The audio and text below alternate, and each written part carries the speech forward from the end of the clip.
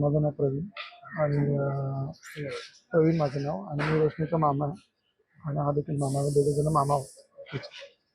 रोशनीचा संघर्ष कसा होता, तिचे लहानपण कसं होतं, त्याच्यानंतर तिला लहानपणापासून एअर होस्टेस बनायचं होतं का? आणि ती ज्यावेळी तिने बनली त्याच्यानंतर तिचं हे ती कुठे कुठे कामाला होते आम्हाला सगळं थोडक्यात. मुळात म्हणजे रोशनी ही लहानपणापासून आमच्या अंगा खांद्यावरती मोठी झालेली आहे. तिचं गावशी आमच्याशी असलेलं नातं हे अतूट होतं आणि सगळ्यात महत्त्वाची गोष्ट ग्राउंडपासून जर बघायला गेलो तर ती छोट्याशा मिडल क्लास फॅमिलीमधली होती. आणि सगळ्यात महत्त्वाची गोष्ट 10x10च्या रूममधून तिची जी जर्नी चालू झाली ती आता ती 1 BHK मध्ये आता ते रेंटनी राहतात. तिचं लहानपणापासून स्वप्न होतं की तिला एअर हॉस्टेसच बनायचं. त्याच्या पलीकडे तिचं काहीही स्वप्न नव्हतं आणि तिच्या स्वप्नांसाठी तिच्या आई वडिलांनी खूप पराकाष्ठा घेतली, मेहनत घेतली. तिच्या आईने तिच्यासाठी घरकाम करणं किंवा खूप तिच्या वडिलांनी देखील खूप टेक्निशियन असून ते देखील खूप काम करायचे आणि 2 मुलांना त्यांनी चांगले शिक्षण दिलं. तिचं स्वप्न पूर्ण करण्यासाठी जिथे जिथे त्यांना काही करता येईल तेथे त्यांनी केलं तिच्या आई वडिलांनी.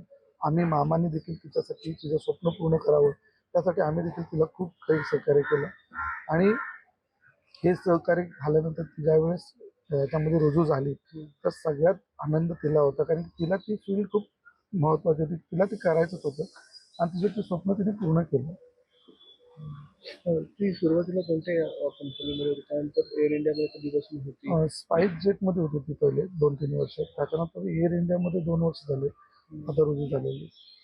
काल ज्यावेळी ती फ्लाईटला निघाली होती त्यावेळी घरच्यांशी काही बोलणं झालं होतं, त्यांनी रुटीनमध्ये त्याचं फ्लाईट होतं की 2 दिवसापूर्वी ती गावी आलेली आणि 2 दिवसापूर्वी गावी येऊन गावचं आमचे कुलदैवत असेल किंवा सगळ्यांना आजी आजोबा तिकडचे आई बाबा सगळ्यांना भेटणं वगैरे झालं तिथे 2 दिवसापूर्वी गावी आलेली. त्याच्यानंतर ती इकडे आल्यानंतर लगेचच तिला तिकडची फ्लाईट मिळाली लंडनला जायची. तर त्यावेळेस तिने फक्त सांगितलं घरी की मी अशा ठिकाणी चालले. तेवढंच बोलणं झालेलं आणि आई नेमकी हॉस्पिटलमध्ये होती. तर आईला पण जास्त काय बोलता नाही आलं. मग आई ती तशीच तिकडून गेलेली म्हणजे भरून इकडून गेली डोंबिवलीवरून. लग्न वगैरे ते नाही असं काही लग्न वगैरे काय असं ठरलं नव्हतं. आम्ही प्रयत्न करत होतो की तिचं बाबा आता वयामध्ये होतं 28 मध्ये. तर 1 आठवड्यापूर्वीच माझं आणि तिचं बोलणं पण झालेलं. तर तिला मी सांगितलेलं की तुला जे आवडत असेल ते आपण करू. तुझ्या आवडीच्या पलीकडे आपण काहीच करणार नाही. मग तू जे बोलशील तसंच होईल. इथपर्यंत माझं बोलणं झालं तिच्याशी.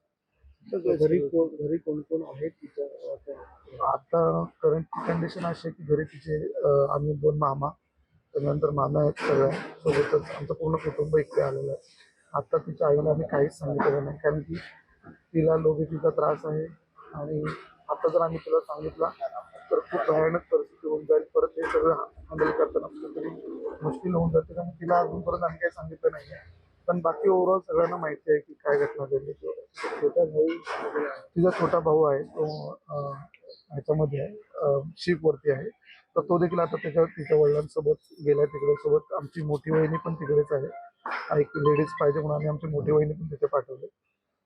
फॅमिली आहे तिथे पूर्णपणे आणि कंटिन्युअसली टचमध्ये आम्ही आहोत. आणि सगळ्यात महत्त्वाची गोष्ट इथे आम्ही डोंबिवलीमध्ये असताना आम्हाला इथल्या काही खूप लोकांनी सहकार्य केलं कारण मुंबईसारख्या ठिकाणी राहताना आजूबाजूला काय घडलेलं कोण आपल्याला येत पण नाही बघायला.